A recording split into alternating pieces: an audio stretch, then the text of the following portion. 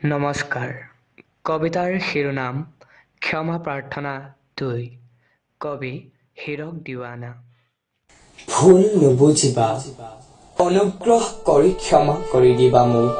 অসহায় মই, দুৰ্বল ময়েই সেইজন বৰাত যিয়ে নিজ হাতে কাৰ্যসূচী বনাই অংশগ্ৰহণৰ পূৰ্বেই হাৰি যায়।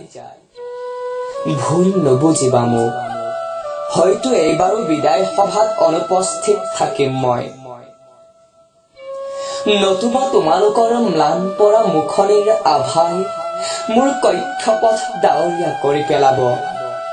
ডাৱৰীয়া বতৰত প্ৰায় মোৰ হৃদযন্ত্ৰ অচল হৈ পৰে। সিক্ত নয়নাজুৰিৰ বিমৰ্ষ চাৱনিয়ে বিষণ্ণ কৰি পেলাব বিদায় ক্ষণেক। তেনে ভগ্ন প্ৰত্যাশা মুহূৰ্তৰ মুখামুখি হোৱাৰ অসীম সাহস মোৰ নাই।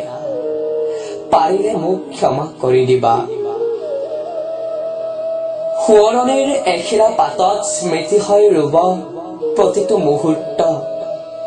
ভৱিষ্যত জীৱনৰ প্ৰতিটো নিসংগ ষ্টপেজত পুনৰ চৰ্চিত হব এই সময়, সেই সময়। সতেজ হৈ উঠিব মহাবিদ্যালয়ৰ সৰাপাত অথবা লেৰেলা ফুলৰ বাগিচা। স্মৃতি ৰোমন্থনত কেণ্টিনৰ প্ৰতিটো চিংৰাই দি যাব অস্বাভাৱিক তৃপ্তি। হঠাৎ আস্ফালন ঘটিব ছাৰ বাইদেউৰ ধমকি। তাৰ পিছতে এজাক বৰষা হৈ নামিব তেওঁলোকৰ প্ৰীতি। উশাহে নিশাহে স্পন্দন হব আমাৰ নামবোৰ। বহু দিনৰ মূৰত চঞ্চল হৈ পৰিব মহাবিদ্যালয়ৰ সমীৰ। আৰু হয়তো মনত পৰিব বিদায় সভাত মোৰ অনুপস্থিত ক্ষণৰ কথা।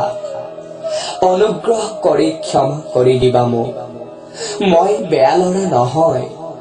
ডিপাৰ্টমেণ্টৰ একাষে আছুতীয়াকৈ থিয় হৈ কওঁ নকওঁকৈ দুটি ওঠৰ মাজেৰে ভাহি অহা সেই অন্তৰ্দহা শব্দটো শুনাৰ ধৃষ্টতা মোৰ নাই।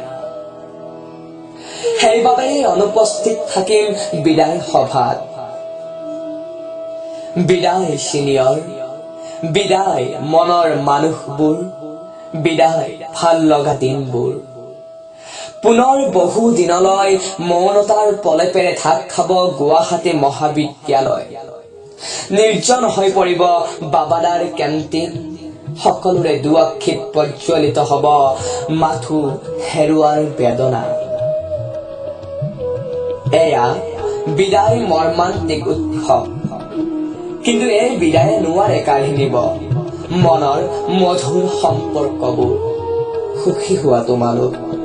প্ৰত্যাশিত জীৱনত মেলি দিয়া সপোনৰ পাঞ্চয়। মনত ৰাখিবা দৃঢ় বিশ্বাস। কৰিবা অধ্যাৱসায়। দেখিবা সফলতাই নিজেই আহি চুমিব তোমালোকৰ চৰণ।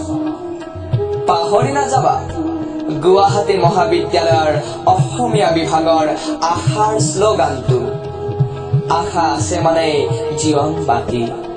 আশা আছে মানে থাকিব পুনৰ মিলনৰ প্ৰতিশ্ৰুতি।